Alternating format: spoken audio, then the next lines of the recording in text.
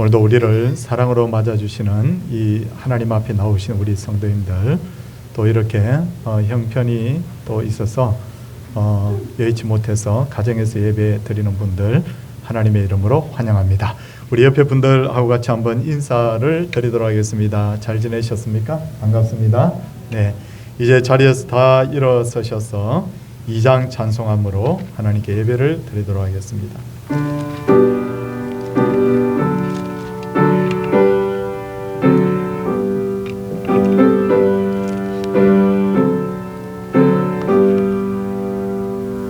천형 성부 성자 성현 성삼위일체께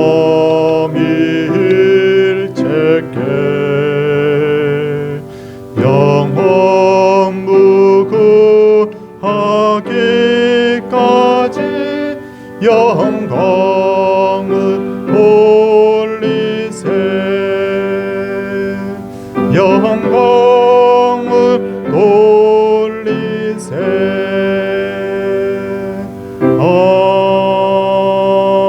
아멘. 자리에 착석하십시오. 교동문은 십계명입니다. 주보 보시기 바랍니다. 제1은 너는 나 외에는 다른 신들을 내게 두지 말라.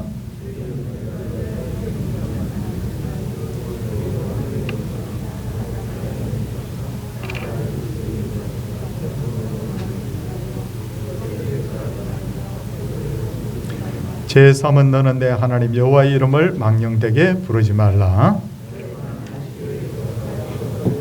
제5는 내 부모를 공경하라.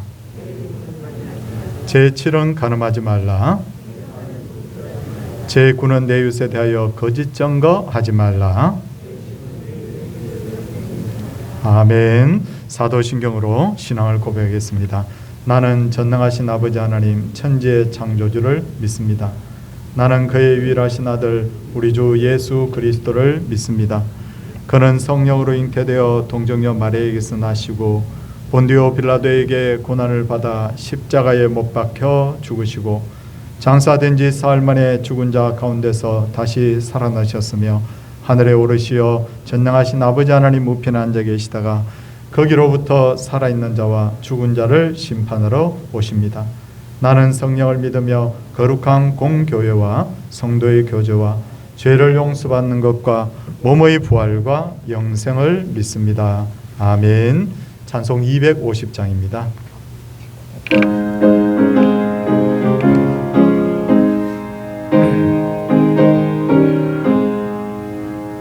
구주의 십자가 보혈로 죄 씻음 받기 원하네.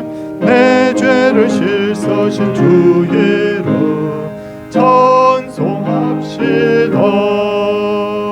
찬송합시다. 찬송합시다. 내 죄를 씻으신 주 이름 찬송합시다. 죄악을 속하여 주신 주 내 속에 들어와 계시네.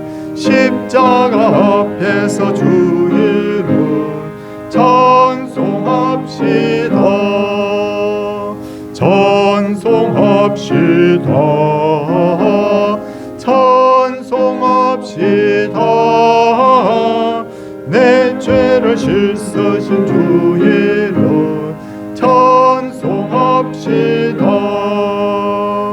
주 앞에 흐르는 생명수 날 씻어 정하게 하시네. 내 기쁨 정성을 다하여 찬송합시다. 찬송합시다. 찬송합시다. 내 죄를 씻으신 주 이름 찬송합시다. 내 주께 회개한 영혼은 생명수 가운데 젖었네. 먹고 순전한 주 이름 찬송합시다.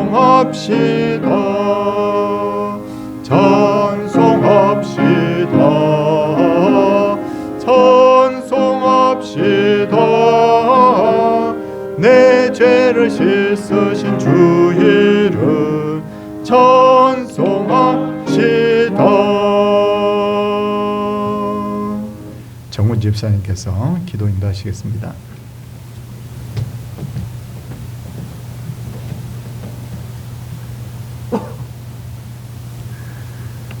사랑과 은혜가 충만하시고 참 좋으신 아버지 하나님, 지난 한 주간에도 저 험악한 세상에서 저희를 지켜주시고 보호해주시고 주일을 맞이하여 아버지에게 나와서 예배드리도록 인도하여 주시네 감사드립니다.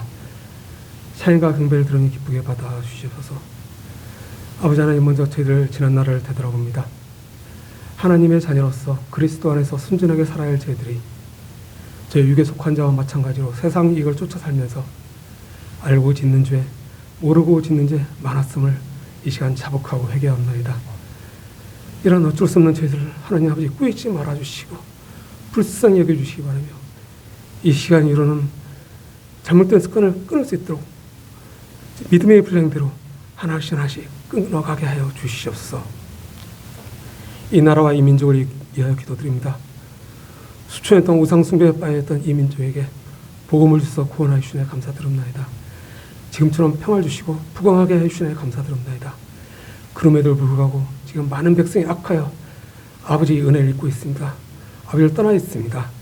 이 백성이 회개하게 하시고 또한 이 백성이 처음 복음이 들어왔을 때 그 첫 믿음을 저희들 잊지 않도록 하게 하시고 그럼으로써 이 백성이 제사장 나라로 쓰임받아 세계 열방에 아버지 말씀 전하는 귀한 삶을 가진 민족이 되길 원합니다. 또한 여기에 우리 서울동산교회가 동참하길 원합니다. 이 지역에 어려운 이웃을 도움으로써 아버지 말씀을 전함으로써 이 지역에 이 교회를 세우신 목적을 제대로 이룰 수 있도록 하게 하여 주옵소서. 또한 여기에 수고하신 우리 목사를 비롯한 교육자님들 지혜와 명철을 주시고 깊은 통찰력과 섬기는 리더십으로서 이 공동체를 잘 이끌어가게 하여 주옵소서. 우리 모든 성도님들도 항상 정결케 해 주시기 바라며 매일매일 말씀을 읽고 묵상함으로써 아버지의 그 선하시고 기쁘신 뜻이 무엇인지 깨닫게 하시고 또 찬양에 끊이지 않아서 아버지에게는 기쁨을 저희들에게는 은혜로운 시간이 되게 하시고 또 항상 기도의 생활화가 되어서 항상 아버지께서 저희들에게 전하시는 그 말씀을 음성을 들을 수 있는 준비된 자들이 되게 하여 주시옵소서. 또한 이 헛되었던 이 세상 짧고도 짧은 이 인생에 저희들 집착치 않도록 하시고 세상에서 주는 어떤 즐거움이나 쾌락에 미혹되지 않도록 하시고 아버지 말씀을 지키고 삶으로써 여기서는 기쁨이 즐거움이 세상 사람들이 보기에는 어리석어 보일지 모르지만 이것이야말로 참 즐거움이며 참 기쁨이며 참 행복임을 잊지 않도록 하게 하여 주옵소서. 아버지 하나님, 저희들 그리고 또 너무나 연약하옵나이다. 아픈 성도 있습니다. 잠 못 이루는 성도 있습니다. 치료하시고 회복시켜 주시옵소서. 또한 저희들 이 치료하는 과정을 통해서 아버지께 더욱 다가가는 자리가 되게 하여 주시기 바라며 회복되어서 아버지를 찬양하고 경배함으로써 우리 모두의 기쁨이 되게 하여 주시옵소서. 오늘도 저희들 여기 모인 모든 성도님들 주일답게 보내게 하시고 먼저 믿은 사람으로서 세상의 본이 되게 하시고 선으로 악을 이기고 뱀과 같은 지혜와 비둘 같은 순결한 마음으로서 세상 영적 싸움에서 승리하게 해주시기 바라며 또한 저희들뿐만 아니라 이 모든 이 땅의 교회와 모든 성도님들에도 똑같은 은혜를 주시고 또 더 나아가서 이 세계 굶주리고 어려운 곳에 또 전쟁이 있는 곳에 또 잘못된 믿음으로 우상을 섬기는 곳에 또 최근에 이 지진으로 인해 힘든 곳에 아버지의 그 능력으로서 바르게 되고 잠잠하게 되고 평화를 넘치게 함으로써 아버지 영광이 드러나게 하여 주옵소서. 또한 마지막 바라온 것은 이 시간 또 변함없이 아버지를 찬양하기 위해서 모인 우리 청년들 저들의 수고를 기억하여 주시기 바라며 저들의 앞날을 예배하여 주시기 바라며 또한 다음 시간에는 우리 말씀 시간에도 저희들 마음이 옥토밭이 되어서 말씀이 잘 들어올 수 있도록 은혜 내려 주시옵소서. 그리고 그 무엇보다도 모든 예배 순서에 아버지 홀로 영광 받기 원하며 이 모든 것을 예수님 이름으로 기도드렸사옵나이다. 아멘.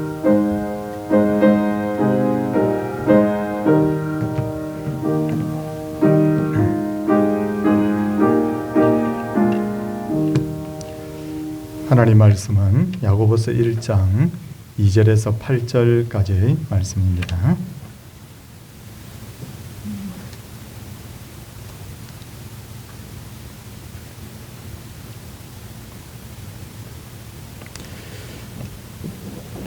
내 형제들아, 너희가 여러 가지 시험을 당하거든 온전히 기쁘게 여기라. 이는 너희 믿음의 시련이 인내를 만들어 내는 줄 너희가 알미라. 인내를 온전히 이루라. 이는 너희로 온전하고 구비하여 조금도 부족함이 없게 하려 함이라. 너희 중에 누구든지 지혜가 부족하거든 모든 사람에게 후히 주시고 꾸짖지 아니하시는 하나님께 구하라. 그리하면 주시리라. 오직 믿음으로 구하고 조금도 의심하지 말라. 의심하는 자는 마치 바람에 밀려 요동하는 바다 물결 같으니 이런 사람은 무엇이든지 주께 얻기를 생각하지 말라. 두 마음을 품어 모든 일에 정함이 없는 자로다. 아멘. 우리 할렐루야 호사나 찬양대가 하나님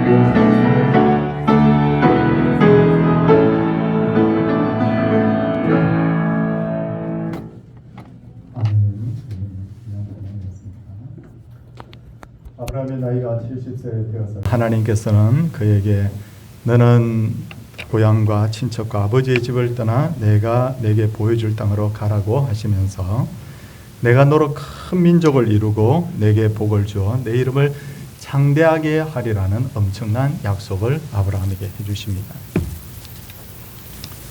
이 말씀을 들은 아브라함의 반응이 어땠을까요? 창세기 12장 4절 5절을 보면 이에 아브라함이 여호와의 말씀을 따라갔고 마침내 가나안 땅에 들어갔다라고 했습니다. 그리고 다시 하나님께서 나타나셔서 내가 이 땅을 내 자손에게 주리라 하시자 아브라함은 하나님께서 나타나신 그곳에 제단을 쌓았고 점점 남방으로 나아가면서 제단을 쌓고 여호와의 이름을 불렀습니다.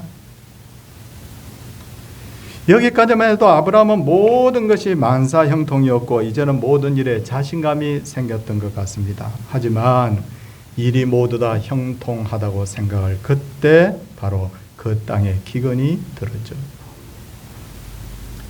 그러자 아브라함은 하나님께 뜻을 묻지도 않고 애굽으로 내려갔다가 하마터면 아내를 빼앗기고 죽을 뻔했어요. 그러나 하나님께서 그를 구해주셨고 오히려 그는 부자가 되어서 다시 가나안 땅으로 올라오게 되는데 아브라함이 가나안 땅에 다시 올라와서 한 가장 첫 번째 일이 뭐냐면 전에 제단을 쌓은 곳으로 가서 여호와의 이름을 부른 것이었습니다. 그리고 그는 이후로 다른 곳으로 이동할 때마다 여호와의 제단을 쌓았는데 왜 애굽에서 돌아온 아브라함이 이렇게 제단 쌓는 일, 하나님의 이름을 부르는 일에 정성을 들였을까? 그것은 어려움을 당해보니 자기 힘으로 무엇인가 해보겠다는 생각 자체가 얼마나 어리석은 일인지를 알았기 때문이에요. 처음에 갈대우르에서 가나안 땅으로 들어왔을 때마다 아브라함이 이제는 복 받을 일만 남았다.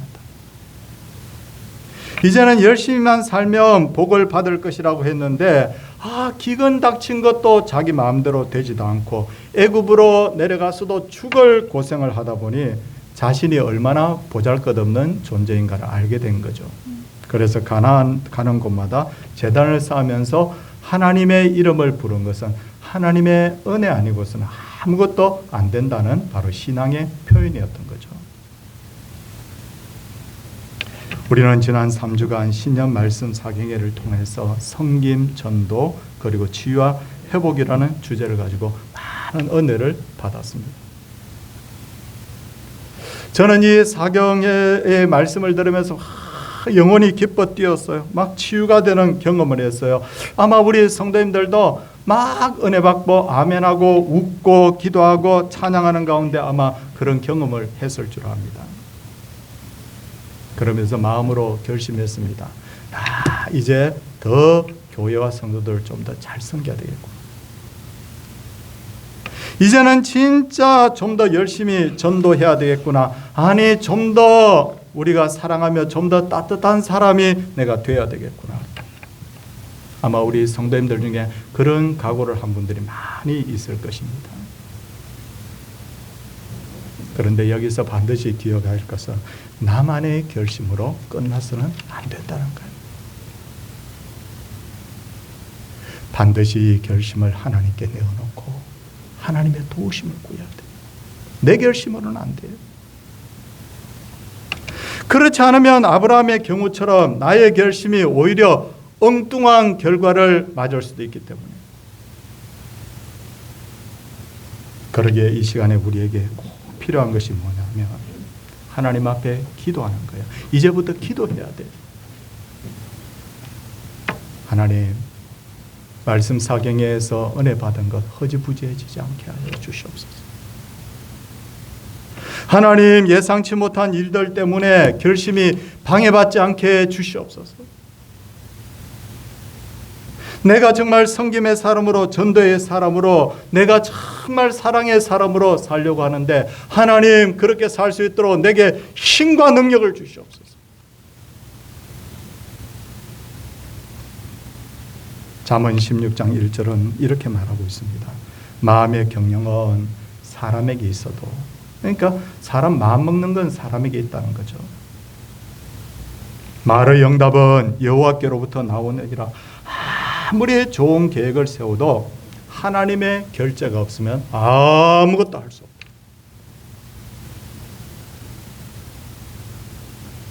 그런데 너무 감사한 것은 오늘 본문 1장 5절 말씀, 오늘 본문 1장 5절 말씀 우리 성도님들 한번 보시기 바랍니다. 너희 중에 누구든지 지혜가 부족하거든 모든 사람에게 후히 주시고, 이 후히 주시고라는 말은 다른 말로 하면 아낌없이 주시고, 표준 세번역에 그렇게 번역을 했어요. 꾸짖지 아니하시는 하나님께 구하라, 그리하면 주시리라. 우리가 하나님 앞에 하나님 이렇게 살 수 있도록 해달라고, 하나님 능력과 힘을 달라고 하나님 앞에 기도하면 하나님이 후히 주신다. 우리가 생각한 것 이상으로, 우리가 구한 것 이상으로 하나님께서 채워주신다고 말씀하고 있어요.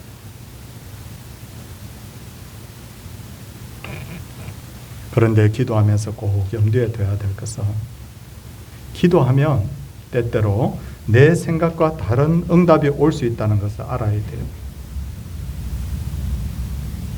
내 생각에 다른 응답이 왔을 때 우리가 정말 그때 우리 신앙이 진가를 바라는데, 그럼에도 불구하고 하나님의 선하심을 믿어야 됩니다. 엘레나 파스퀼리라고 하는 유명한 동화 작가가 있어요. 그 작가가 쓴 새 나무 이야기라는 책을 읽었습니다. 거기에 보면 올리브나무, 떡갈나무, 소나무, 세 그루의 나무가 산에 심겨져 있는데 각자의 소원을 빕니다. 나는 있잖아, 올리브나무가 이렇게 말합니다. 난 부자가 되고 싶어. 나는 세상에서 가장 귀한 것을 담는 나는 보석 상자가 되고 싶어. 그러자 떡갈나무가 이렇게 말합니다. 나는 위대한 왕을 태우는 거대한 배가 되고 싶어. 권력지향적인 떡갈나무였어요. 그러자 소나무가 이렇게 말합니다. 나는 어디에도 가고 싶지 않고 여기 이 자리에 서서 하늘을 떠받치는 그런 삶을 살고 싶어.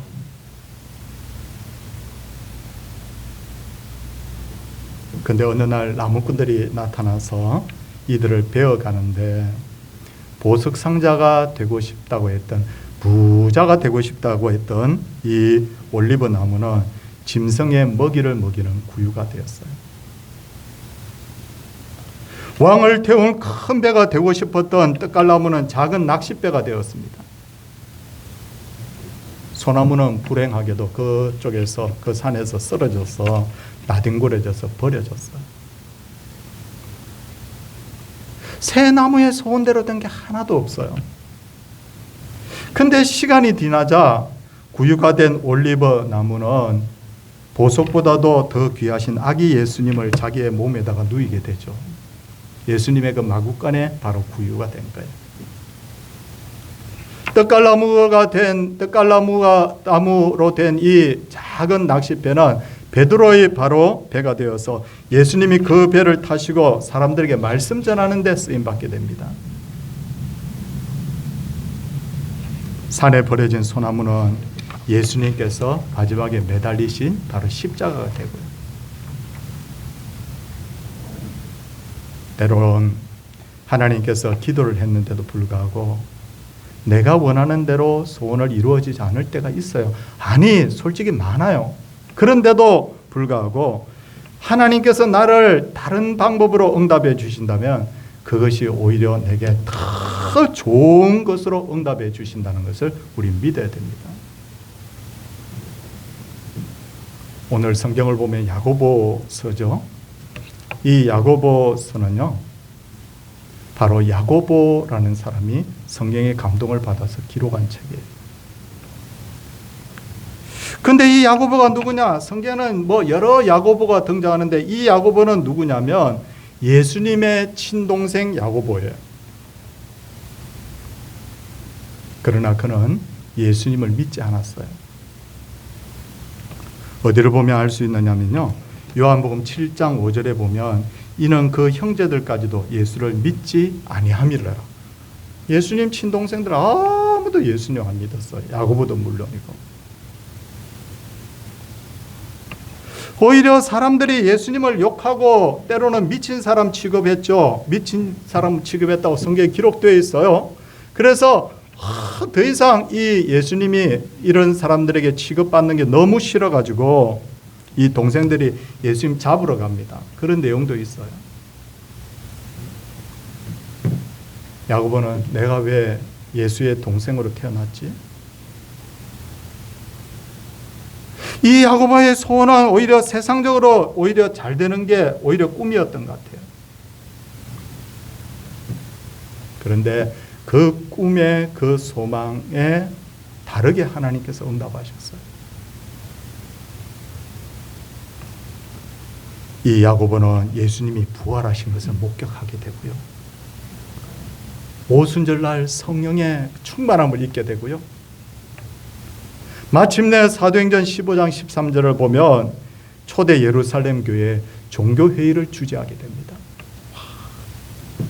내 소원대로 이루어지지 않고 하나님께서 나를 인도하셔서 내가 만유의 주이신 예수님의 육신의 동생이 되고 그분의 제자가 되고 정말 그 소원대로 이루어지지 않고 인간적인 소원대로 되지 않고 하나님의 뜻대로 된 것이 얼마나 감사한 일인지, 내 소원대로 되지 않은 것이 나중에 보면 얼마나 감사한 일인지.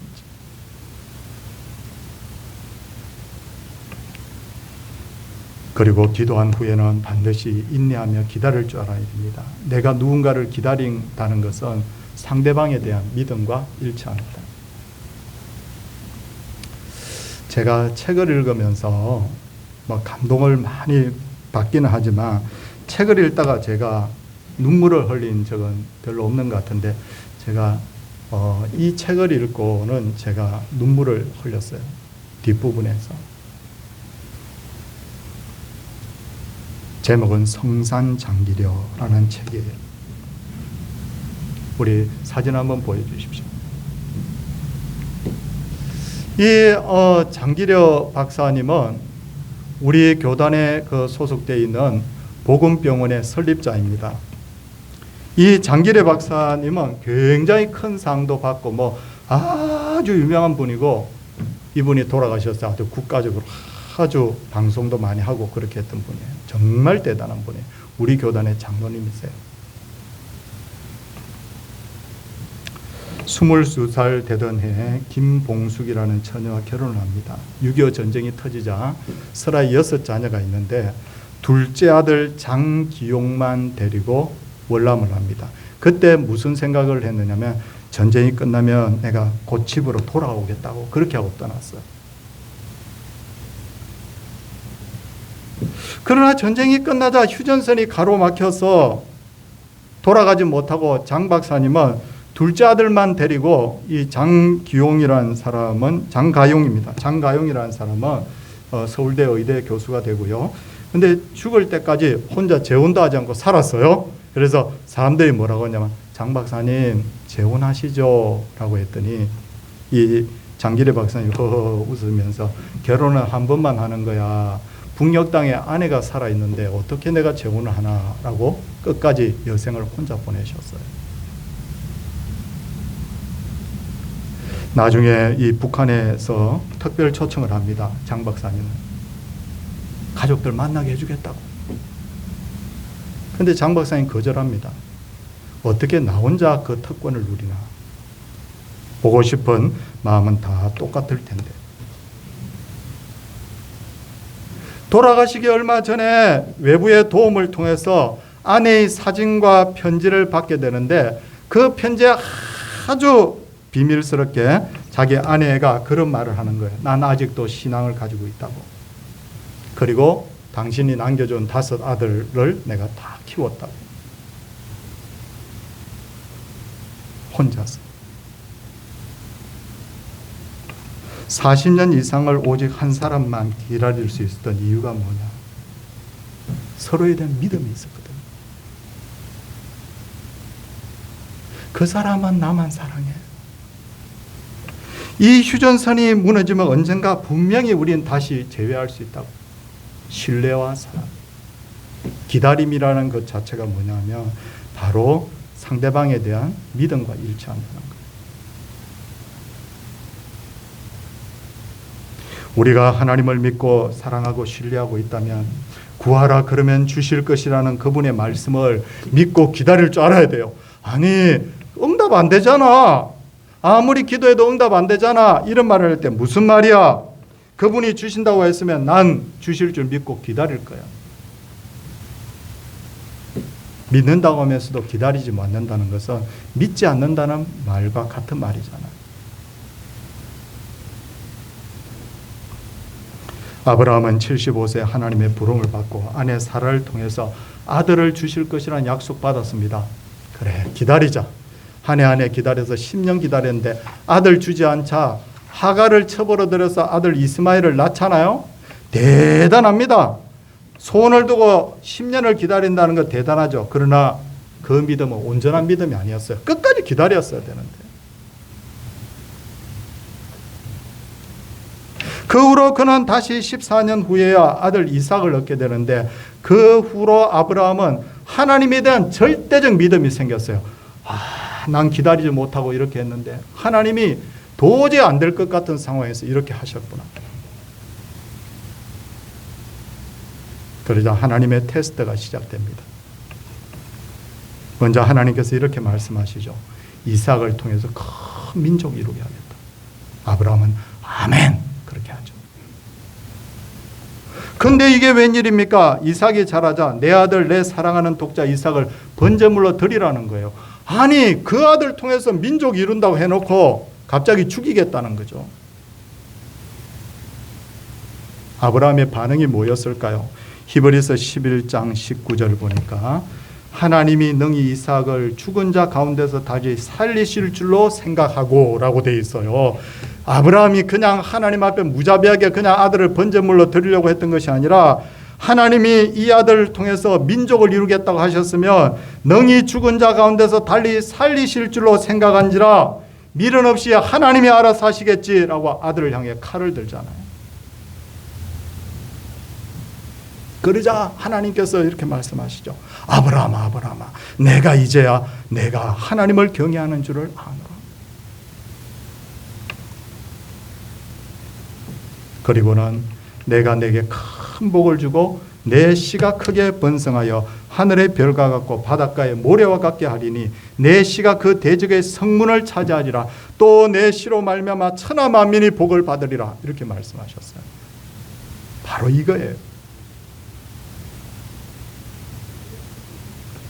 어떤 분은 나는 아무리 기도해도 하나님께서 기도 응답하지 않는 것 같습니다라는 분이 있죠. 저도 그런 체험 참 많이 했어요. 성도님들, 제가 지금부터 집을 세 채를 보여주는데요. 첫 번째 사진을 한번 보시기 바랍니다. 이거는 중동 쪽에 지어진 집입니다. 특징이 뭐냐면요, 중동 쪽에 지어진 집들 뭐 다 그런 건 아닙니다만 지붕이 평평합니다. 이스라엘 지역도 지붕이 평평하고 그리고 지붕에 올라갔다는 이야기도 나오고 그러죠. 자, 그 다음에 조금 이제 유럽형 혹은 우리나라 정도 되는 기후의 집입니다. 그 다음 집 한번 보십시오. 우리나라의 어느 강원도의 어느 집인데 이 지붕이 어떻게 되어 있냐면 약간 삼각형으로 되어 있어요. 근데 북유럽, 저 스웨덴이나 노르웨이 쪽의 집입니다. 마지막 집을 한번 보시기 바랍니다. 집이 어떻게 되느냐면 굉장히 뾰족해져 있습니다. 더 위로 올라가면 더 뾰족해집니다. 아니, 왜 이렇게 지붕이 북쪽으로 가면 더 뾰족해질까? 특징은 눈 때문입니다. 눈을 맞으면서 무게를 느끼는 경우는 없잖아요. 아우, 어깨에 눈이 내린 너무 무거워. 머리에 눈이 이렇게 눈이 맞으니 너무 머리가 아파. 어느 사람 없다고요. 눈이 웬만큼 내려도 무게를 무게를 느끼지 못하는데 그 무게 느끼지 못하는 그 눈이 쌓이기 시작하면 어느 날 하나의 눈이 마지막에 딱 떨어지는 그 순간에 이 집의 지붕을 무너뜨릴 만큼 강력한 힘이 생기는 거예요. 그래서 북유럽에는 눈이 쌓이지 않도록 하기 위해서 지붕을 아주 뾰족하게 만드는 거예요. 기도도 마찬가지예요. 히스기야 왕이 병들어 죽게 되었죠. 어떻게 되어 있습니까? 성경에 이렇게 되어 있습니다. 낫을 벽으로 향하여 여호와께 간절히 기도했다고. 하나님, 저 기도 좀 들어주세요. 아직 아들도 없는데 저 죽으면 안 돼요. 하나님, 이 나라를 어떻게 하나요? 아무 응답이 없었다고요. 그 다음에 기도의 응답이 없자 그는 심히 통곡하며 기도했더라. 그래도 아무 응답이 없는 거예요. 근데 그 순간에 하나님의 말씀이 이사야 선지자에게 임합니다. 너는 돌아가서 내 백성의 주권자 히스기야에게 이르기를 왕의 조상 다윗의 하나님 여호와의 말씀이 내가 내 기도를 들었고 내 눈물을 보았노라. 내가 너를 낫게 하리니 내가 3일 만에 여호와의 성전으로 올라가겠고 내가 내 날을 15년을 더할 것이니라. 기도하며 하루에 5%가 응답됩니다. 기도하면 하루에 10%가 응답되고 그 다음 날까지는 20%가 응답돼요. 그러면 다 기도하지. 누가 기도를 안 하겠습니까? 내가 금전 문제가 생겼는데 내가 기도하면 눈에 띄게 막 그 금전이 막 다시 한번 채워지고 누가 기도 안 하겠습니까? 아이가 말썽을 부리는데 내가 기도하면 하루에 10%씩 좋아져요. 누가 기도 안 하겠습니까? 근데 그런 식으로 기도 응답이 이루어지는 경우는 별로 없어요. 기도를 해보시면 기도하는데 전혀 반응 없습니다. 하나님이 내 기도를 듣고 있는지 안 듣고 있는지 감도 안 잡힙니다. 이사야가 간절하게 히스기야가 간절하게 기도해도 기도 응답 없고, 심히 통곡하며 기도해도 기도 응답 없고. 그런데 마지막 눈 하나가 지붕이 무너지기 전에 딱 쌓여서 지붕을 무너뜨리듯이 어느 시점 어느 타이밍에 딱 하나님께서 기도 응답하셔서 내 기도가 뻥 하고 그렇게 응답이 되는 거예요. 열리는 거예요. 의심하지 마십시오. 지난 화요일에 제가 옆에 있는 한일교회당에서 목사님, 장로님 될 분들 제가 시험을 주관하고 면접도 제가 치루었습니다. 근데 한 분이 이제 몇 분이 이렇게 면접을 이렇게 봤는데 그 한 분이 제가 이제 질문을 했어요. 그분이 내놓은 어떤 신앙 고백서를 쭉 보면서 여기 보니까 방탕한 삶을 살다가 돌아왔다고 돼 있는데 지금 어떤 상태입니까? 라고 물었더니 갑자기 그분이 대답을 안 해요. 왜 대답을 안 하지? 고개를 떨구더니 울고 있어요.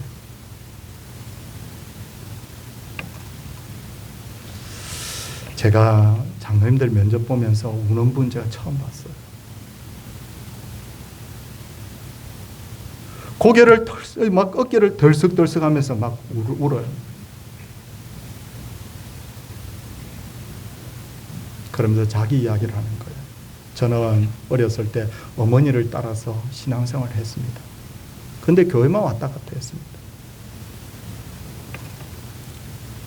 교회에 가서도 전혀 그냥 시간 때우다시피 그냥 그렇게 왔다 갔다 했고, 공부를 하라고 해도 뭐 공부도 하지 않고 방탕한 삶을 살았는데, 그런 저를 위해서 어머니는 밤낮 기도했다.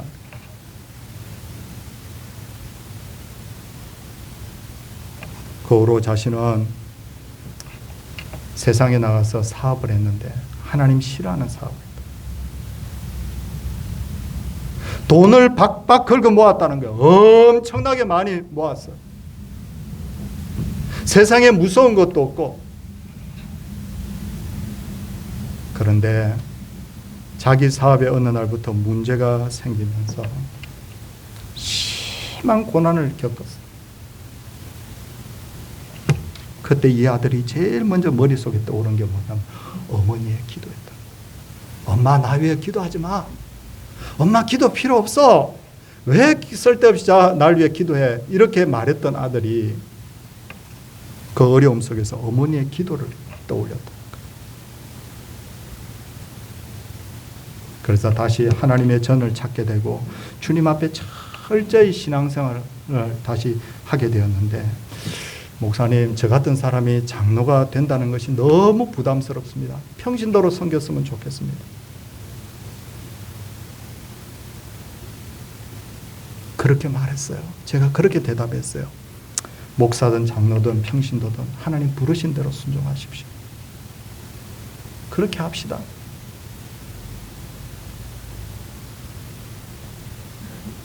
그분의 어머니는 언제 응답될지도 모르는 기도 제목을 가지고 아들을 위해서 기도했죠. 아들은 수십 년 동안 돌아올 기미가 전혀 없었어요. 장성하고 나이가 들도록. 근데 그 마지막 눈 하나가 딱 내리면서 아들이 터진 거예요.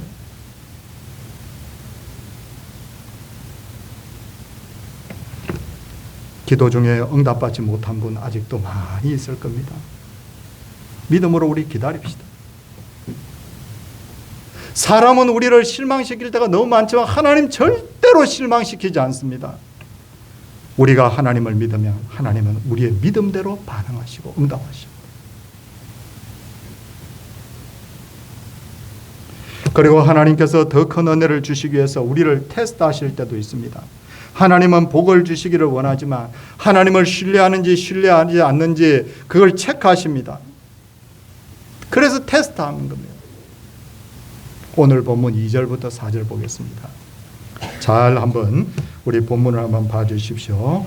내 형제들아, 너희가 여러 가지 시험을 당하거든 온전히 기쁘게 여기라. 이는 너희 믿음의 시련이 인내를 만들어내는 줄을 알미라. 인내를 온전히 이루라. 이는 너희로 온전하고 구비하여 조금도 부족함이 없게 하려 함이라. 이 본문에서 말하는 시험은 하나님께서 테스트하시는 시험일 수도 있고 마귀의 유혹과 같은 시험일 수도 있습니다. 그러나 이 모든 시험은 궁극적으로 하나님이 허락하셔야 된다는 의미에서 하나님의 테스트라고 우리가 봐야 돼요.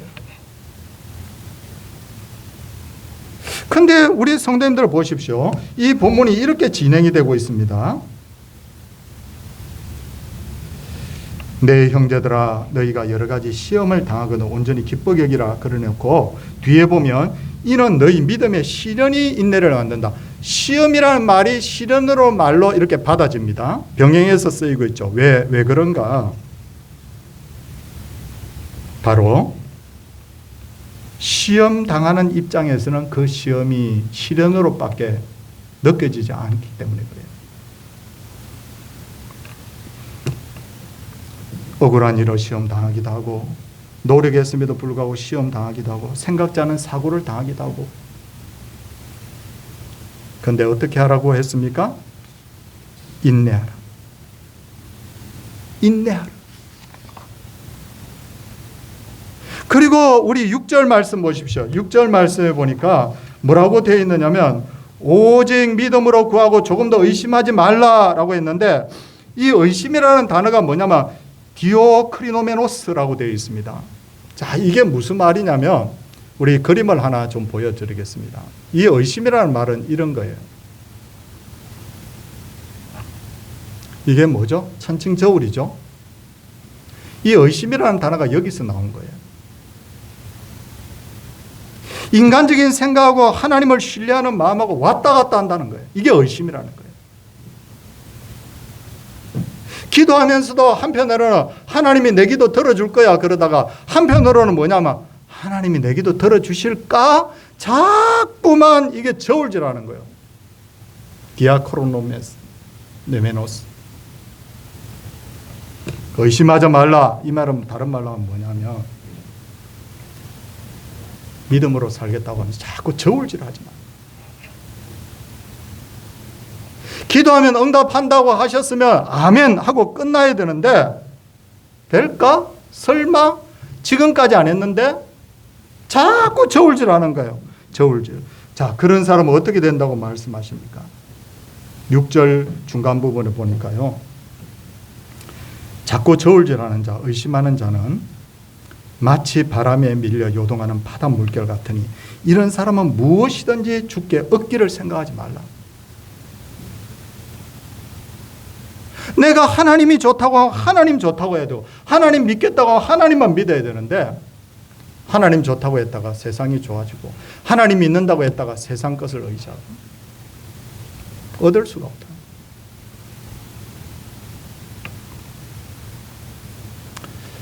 우리에게는 해야 될 일도 많고 해결해야 될 문제들도 있죠. 우리 힘으로 할 수도 없고 하다가는 곁길로 가고 결국 지쳐버립니다. 이제 우리가 해야 될 일이 있어요. 후히 주시고 꾸짖지 아니하시는 하나님께 구하는 거예요. 내 힘으로 안 됩니다. 내 힘으로 한다는 것 자체가 착각입니다. 하나님 은혜 주시옵소서. 저울질하지 않겠습니다. 우리가 이런 마음으로 우리가 기도의 횃불을 높이 들고 하나님의 큰 응답을 받는 그런 귀한 모든 성도들 되시기를 주의 이름으로 축원을 드립니다. 함께 우리 찬양하도록 하겠습니다. 369장입니다.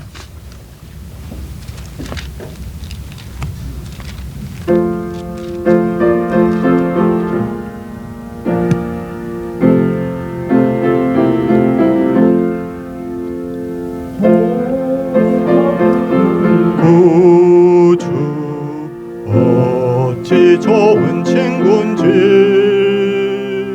걱정 근심 무거운지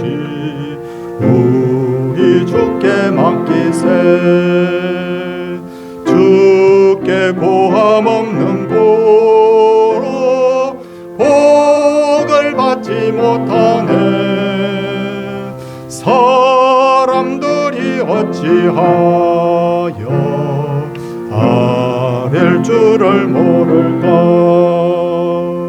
시험 걱정 모든 괴로움 없는 사람 누군가. 부질없이 낙심 말고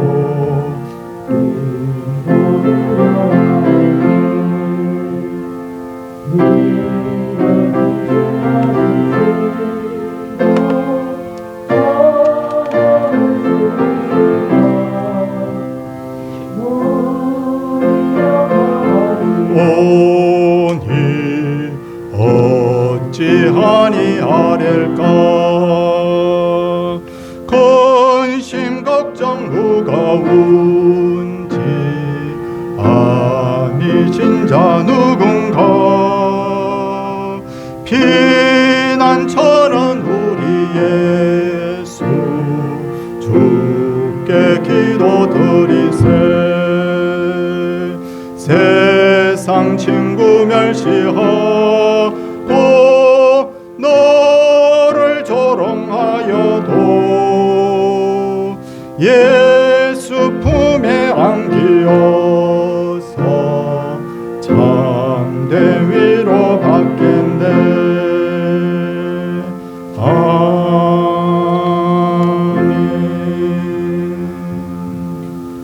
주님이 주신 은혜의 날들을 당연히 역임조차 잊고 살아왔으나 깨달음 주셔서 감사하게 하시니 감사합니다. 감사를 잊지 않고 살아가게 하옵소서. 주님 범사에 감사드립니다. 지금까지 지켜주신 주님 은혜 감사합니다. 항상 주님과 동행하면서 살게 하옵소서. 손을 모으고 같이 한번 기도하겠습니다. 하나님 감사합니다. 하나님 앞에서 오늘도 구하라 그러면 주실 것이라는 말씀 우리가 들었습니다.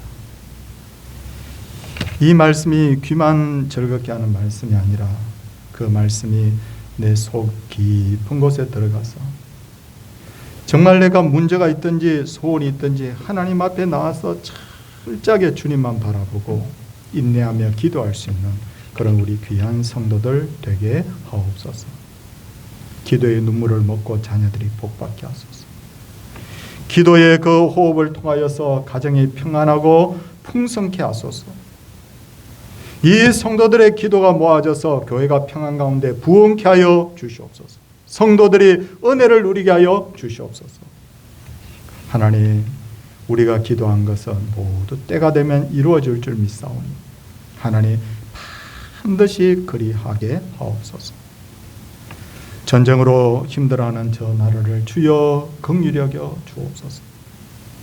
지진으로 고통당하는 저 나라를 주여 불쌍히 여겨 주옵소서.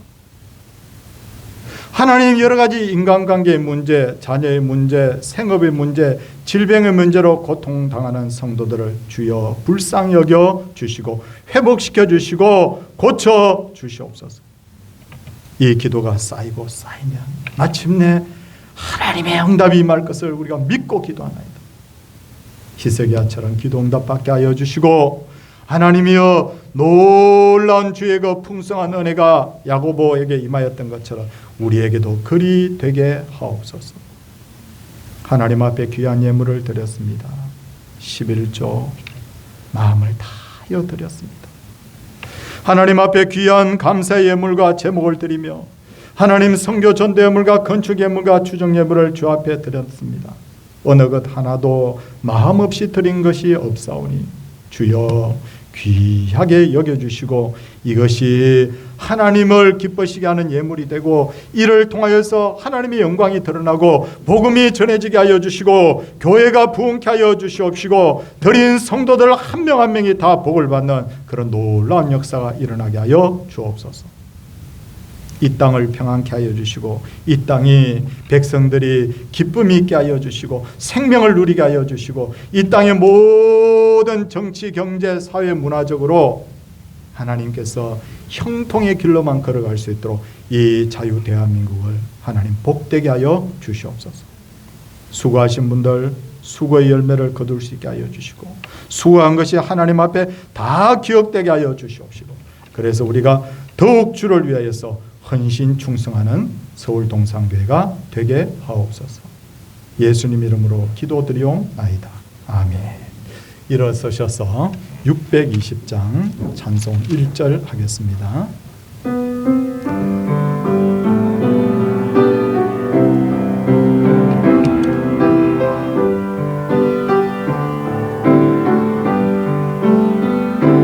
여기에 모인 우리 주의 은총 받은 자여라. 주께서 이 자리에 함께 계심을 아노라. 언제나 주님만을 찬양하며 따라가리니 시험을 당할 때도 함께 계심을 믿노라. 이 믿음 더욱 굳세라. 주가 지켜주시다. 어두운 밤에도 주의 밝은 빛 인도하여 주신다. 주 예수 그리스도의 은혜와 하나님의 무한하신 사랑과 성령의 감동 감화하심이 주의 백성들 그 자녀 그 가족 생업 위에와 핏값으로 사신 이 교회 위에와 하나님의 백성들 모두 위에 이제로부터 영원토록 함께 있을지어다. 아멘.